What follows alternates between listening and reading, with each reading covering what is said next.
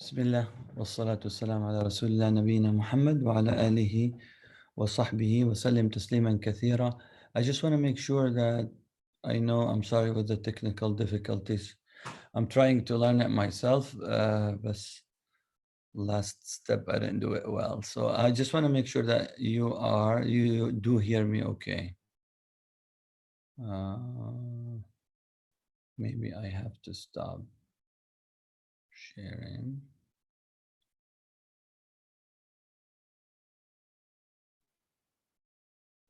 Let's see. So you hear me okay? Okay.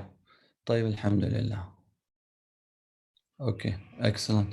So inshallah ta'ala, just to continue, inshallah I'll try to make it up for you today that I won't take much of your time. معلش, just bear with me until I get this all, until I master it, inshallah.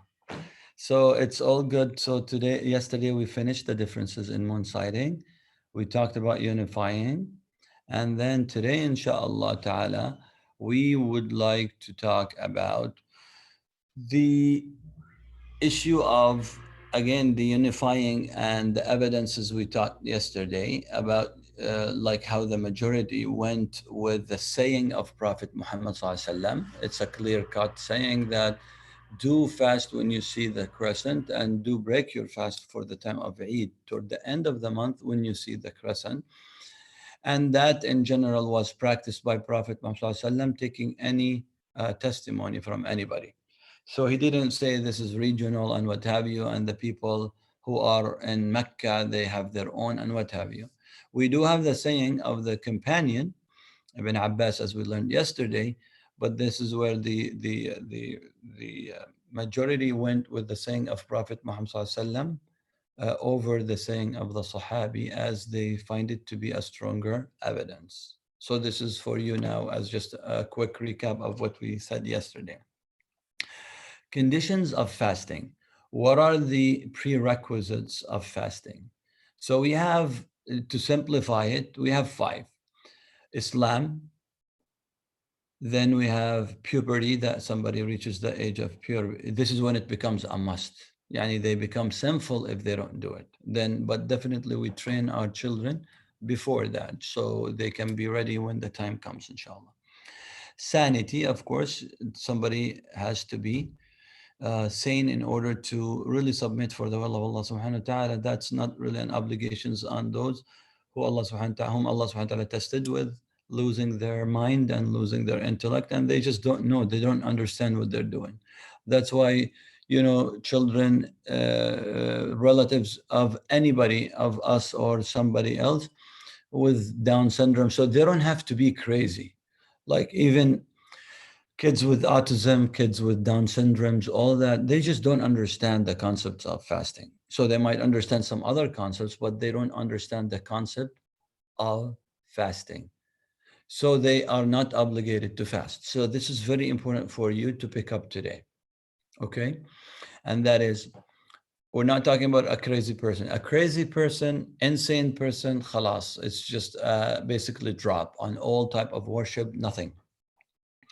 Let's take an example of someone who is Down syndrome, someone with autism. Maybe they do have a good grasp of what it means to pray.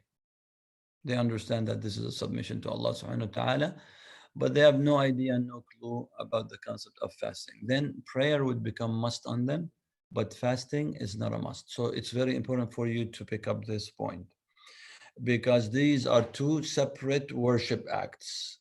Obligated for prayer because they understand the concept. They're not obligated to fast because they don't understand the concept of fasting. And sanity is a condition of the prerequisites of fasting. If they don't understand it, they're not obligated. Ability, that goes for people who are weak, chronic illnesses, elders, what have you. They are able, they are sane, they understand the concept, and they're Muslims. And of course, they have way over the age of purity. So everything is good except the ability. They just can't do it. It's too hard for them. Then it's not obligation on them, but this is where the fidya kicks in. This is where they have to pay to rectify the shortcomings of theirs that they cannot fast. Residence means that they are in their residence, they're not on travel. So these five, I would love for you to actually memorize. So they're not just learning, but to memorize them, because without any of them, then they're not obligated to fast. What are the conditions of fasting according to the Hanafi? So this is really quick. I don't want you to pay a lot of attention on this because this might be a little bit confusing, but at the end, we are really on the same page. It's just a little bit more of terminologies, technicalities of fiqh technicalities among the school of thoughts because of their usul, because of their foundations. It's very important for them because they build on it their fatwas. It might not as important for us because to us it seems and it sounds like it's the same. I don't know why they have to go through the. For them, it's not the same at all. Remember when I told you about the level of rulings for them? For us, it's like the same because I'm going to end up just making sure and I'm going to end up doing it anyway. So it might not make a difference. But for them, they build that usul and foundation and a structure so it can apply on every individual on the face of the earth. Not only you, not only me, but rather they're catering to everybody that that is a Muslim and could be in a situation where it's different than my situation or your situation, and that's why their level of usul is different. So to them, it's the intention, being free from that which nullifies the fast, such as menstruation and post childbirth bleeding, and being free from that which invalidates the fast. If a woman menstruates, she breaks her fast and makes it up. So she might have started the day, and in the middle of the day, the period starts. Then it breaks the fast. So that becomes, it invalidates her fasting for that day. So intention, being able to do the things and not having something that would come and invalidate the fast. So it's three things. What are the conditions of fasting according to the Maliki? Maliki added one more, so it's four. It's intention, purification, that somebody has to be tahir, remember the tahara, from any major impurity. Islam, so they added the issue of being a Muslim. This is very important. Of course, some people will say, well, this is common sense. We're not going to go and ask somebody who's not a Muslim to fast. For them, it's a different ruling because of spousal relationship. She's a Muslim, she's not a Muslim, and what have you. Is her marrying a Muslim would obligates her to actually fast. So many other rulings I don't want you to worry about. You just need to know that the Maliki added the Islam issue. And they additionally, they put the sanity as also like a prerequisite of being a Muslim. So it's like a sub of being a Muslim. What are the conditions of fasting according to the Shafi'i? Again, Islam, sanity, purification from menstruation and post-childbirth bleeding for the entirety of the day, fasting at a permissible time, yani during Ramadan itself, not choosing some other months like in the winter time and saying, I'm going to fast now Ramadan. No, it has to be specified, which is the month of Ramadan. Fasting is invalid for a disbeliever, the insane, a child before puberty, menstruating women, and or a woman experiencing post-childbirth bleeding. Intention is a pillar of fasting. Again, it's that level. Remember, somebody will say, what's the difference? We talked about that, and it makes a difference of the ruling that they would build on it. For you, no difference. That's why I don't want you to get confused. And I don't, all you need to do, just learn the concept of being a Muslim, sane, being in the intention of intending to fast and what have you. What are the conditions of fasting according to the Hanbali? Islam, intention. It's basically all very close to each other. except with just few different terminologies. Last, inshallah ta'ala, slide for today. Conditions of fasting is that as we learn the conditions of fasting, the prerequisite, the level of intention, Islam, and what have you, and not having the entirety, having all these things during the entirety of the day, which means that even if something that would breaks the fast 5 minutes before the actual time, it would just break the whole day, and the whole day has to be made up. Is purification from janaba required to start the fast? This is something that we have talked about, remember, with the tahara chapter. And alhamdulillah, all of you have answered that even on the test, alhamdulillah, correctly. So it is, scholars have agreed that, so there is really no disagreement on that, that one does not have to be free of janaba, as it is by choice to purify ones from that. So it is something that is the scholars have agreed upon. طيب. And that the proof for you is right there, the narration of Ummuna Aisha radiallahu anha wa ardaha, when she said that the Messenger of Allah sallallahu alaihi wasallam was at times in a state of janaba due to spousal طبعا, sexual intercourse, and not due to a wet dream. So now, what dream is beyond your control? Somebody will say, well, if it's a wet dream, it's beyond your control. You woke up, the person woke up in the morning, found themselves in a state of janaba, and the time of suhoor is so short, and they entered into the time of fasting. Somebody will say, that's okay, no problem. But if it's spousal sexual intercourse relationship, then they cannot do that. No, that's not true at all. That's by consensus of the scholars. Why? Because of a strict, clear-cut hadith of Prophet Muhammad SAW. And that's right in front of you here. That's one of the things that I also want you to pick up in the morning. I'm sorry, to pick up today. So when you are asked, and those people that bring in culture way strongly than religiosity and the true proofs, where they tell you, again, if it's something beyond your control, someone woke up in the morning with a wet dream, they can actually enter the day of fast with the intention. That's sufficient because that's beyond their control. But then they say when it comes to spousal sexual relationship, like having intercourse, that's, it's not beyond their control. They say because of that, they have to take a ghusl before they enter the day of fast. That's not true at all. It's more of a cultural effect and pressure that brings this in. What's our proof? Right there on this slide for you. You need just to learn this hadith, and this is your absolute evidence for saying to everybody that this is not right. Because Ummuna Aisha said, radiallahu anha arda, that Prophet Muhammad used to get up in the morning, very clearly saying, due to sexual intercourse and not due to a wet dream. So it is something that was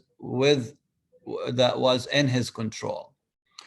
And the dawn broke upon him. So the time of Fajr actually came in, where he has to refrain now from all the things that would invalidate the fast.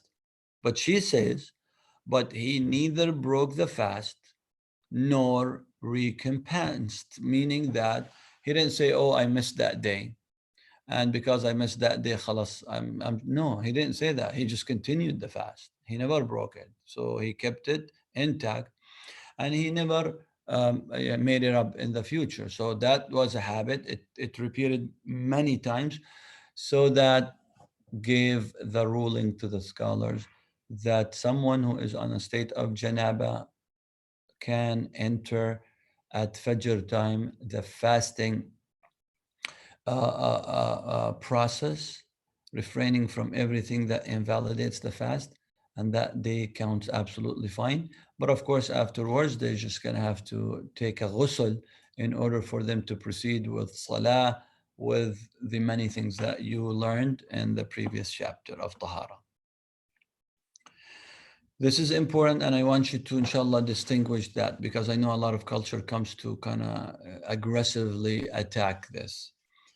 Is intention required for every day in the month of Ramadan? The majority, except for the school of Maliki, state that intention should be made for each day. So this is something that I also brought for you to understand, because I know a lot of you would have a lot of debate, and some people are very, very adamant about this. So I want you to learn the Shari'i point of view. So when you discuss this issue, you discuss it with knowledge. So fasting each day is an independent act of worship to the Maliki, and the validity of a day's fast is not dependent or associated with the validity of another day's fast. Maliki believe, so now that's the belief of the majority. The Jumhur tells you that you need to have intention every day. The Maliki school says one intention at the beginning of Ramadan is sufficient, and it is permissible to fast the entire month with one intention. So to them, they don't have to have that self-consciousness every night that tomorrow I'm fasting, I'm getting up for suhoor, specifically because I am renewing my intention every day that I'm about to get into Siyam.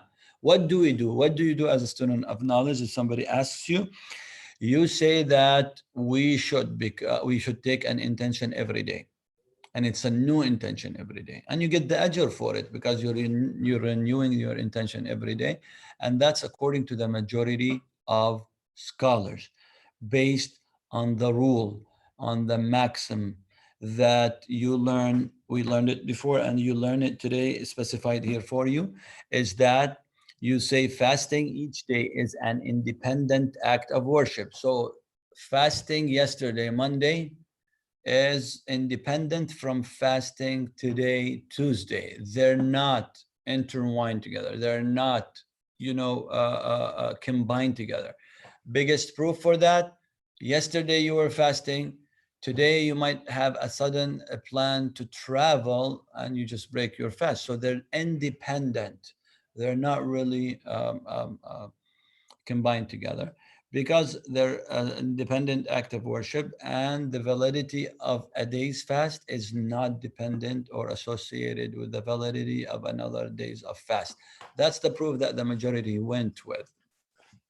Malikis just thinks otherwise, and they think, yes, they're intertwined together and they are integrated together. And the fact that you might fast one day and break another day, you broke another day just because of an external intention that I am going to be on travel. It makes sense, and we fully respect that.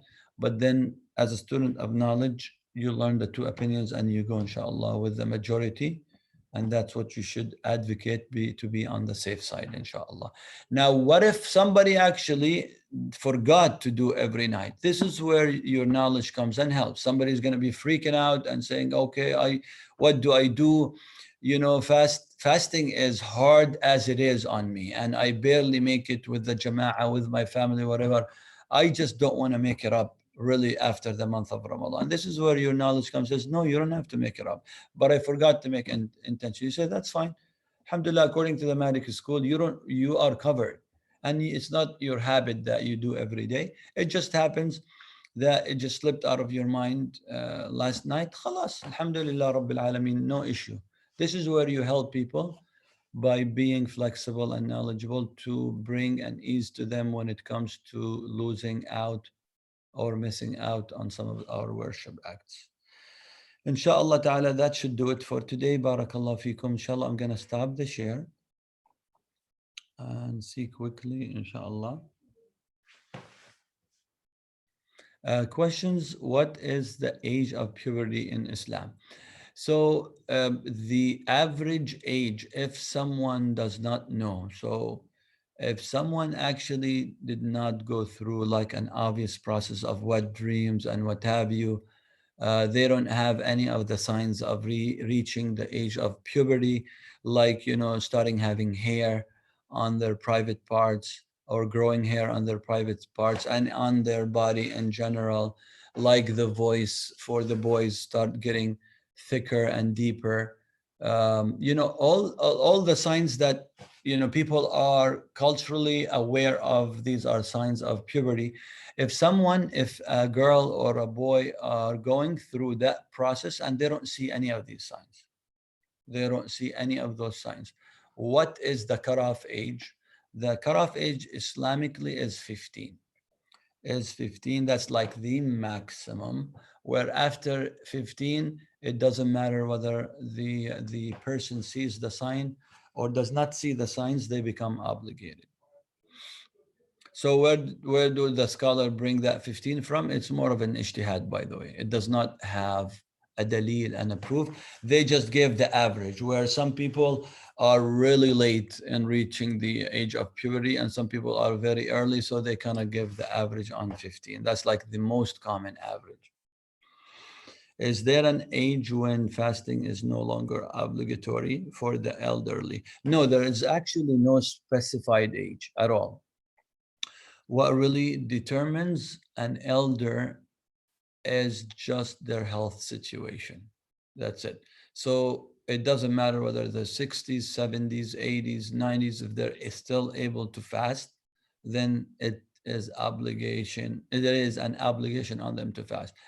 If they try to fast, and they have to at some certain time of their life, they tried to fast, but they just couldn't, and it just brought more of severe consequences on them. So this is where they just decide, I can no longer fast. It's just draining me down. It's really just affecting my health. Or for that matter, Allah subhanahu wa ta'ala inflict them with a disease or with an illness or what have you, that they have to take medications throughout the day and they just can't fast for 12 straight hours.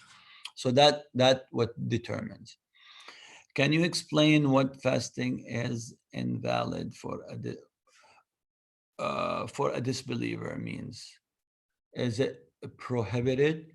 If my non-Muslim friend chooses to fast with me, is that permissible? Yes, of course it's permissible. The only difference is that they are not in a worship act. That's all. So if any of your family members would love to join you in the process of fasting, that is, you should be really flattered, you should be really happy. And subhanAllah, you never know, this might even bring them or like soften their hearts. Whether they want to fast or whether they want to practice prayer with you, stand with you, they want to, do whatever of our worship acts, come to janaza, join whatever some of our worship acts, raise their hands with you to make dua, or you make dua and they say Ameen. Absolutely no problem. The only and absolutely only difference is your intention. You as a Muslim, because of your intention of submitting to the will of Allah, and I'm doing this as a mere submission to the will of Allah, that gives me the high reward of making these worship acts.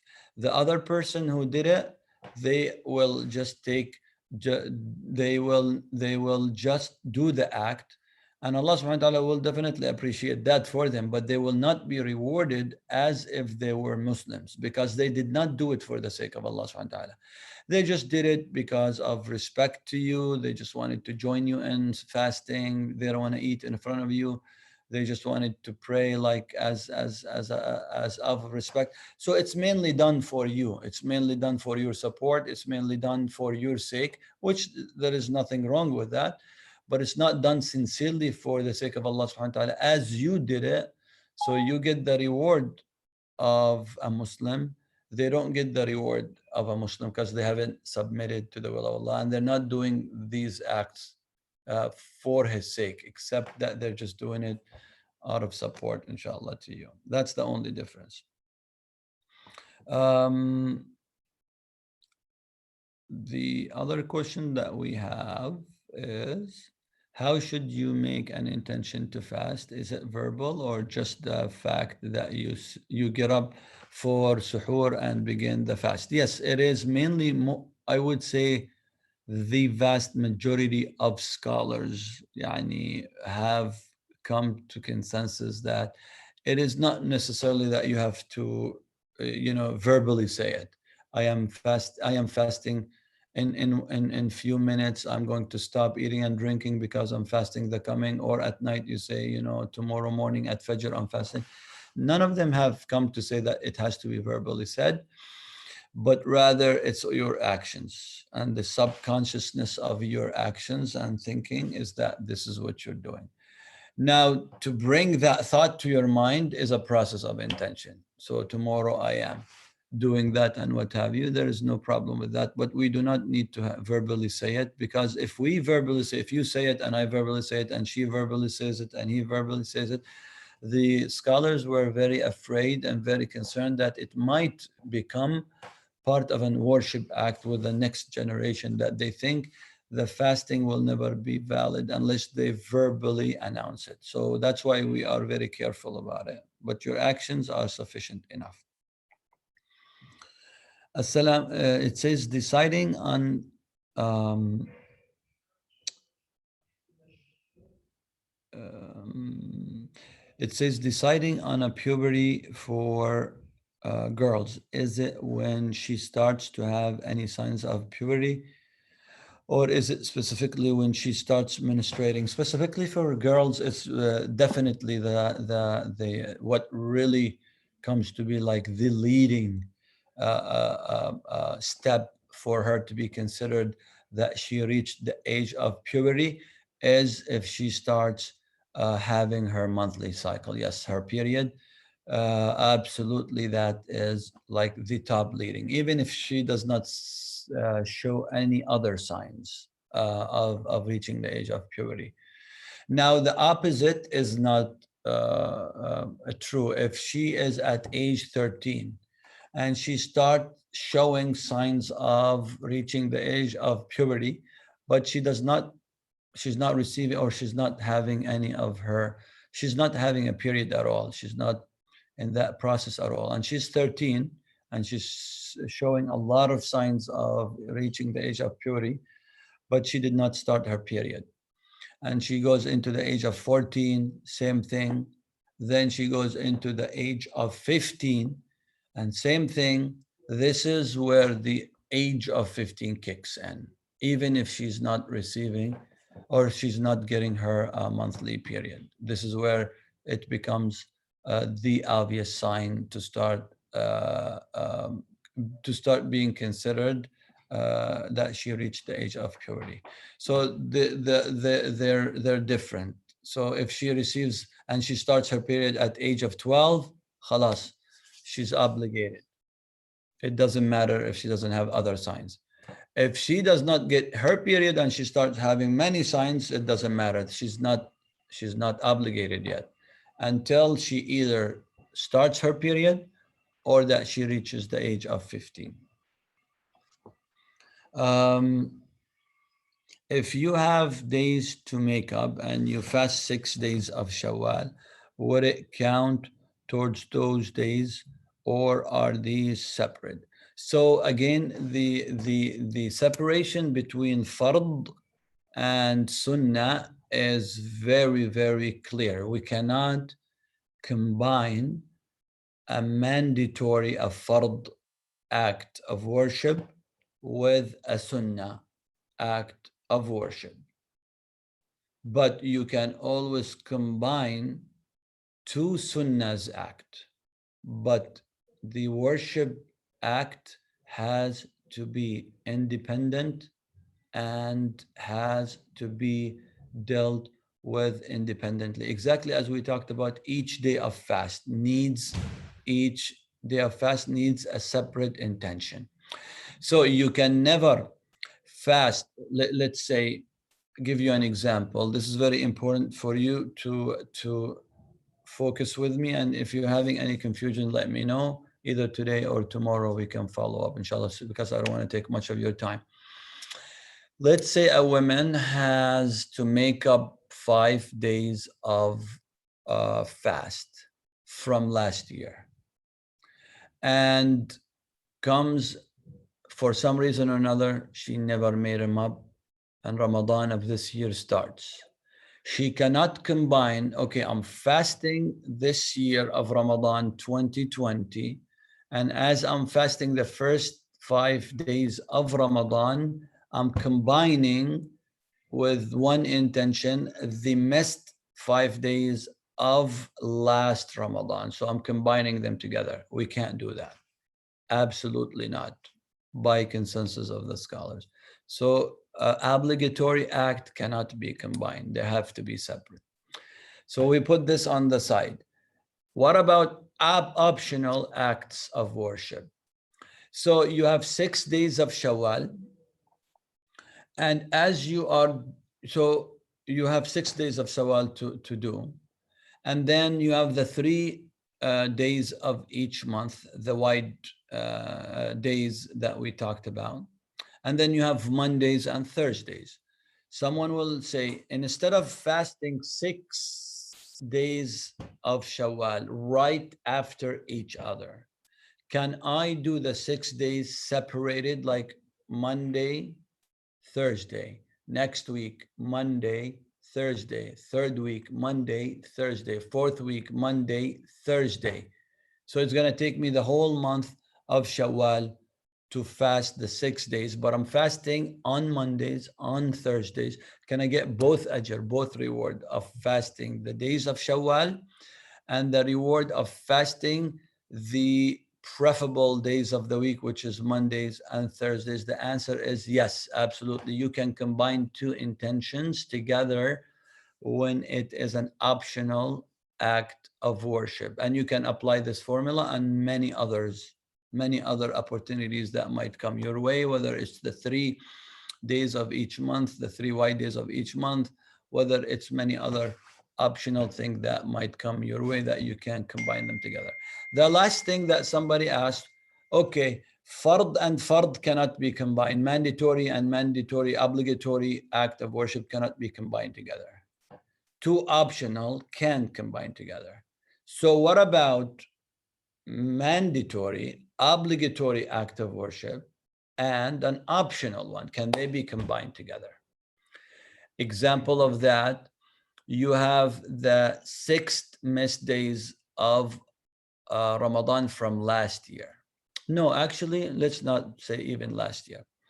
You have 6 missed days of Ramadan of this year, 2020, because of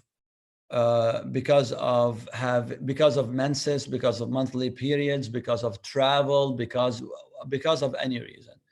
You know that you're obligated to make up 6 days of Ramadan that you missed this year.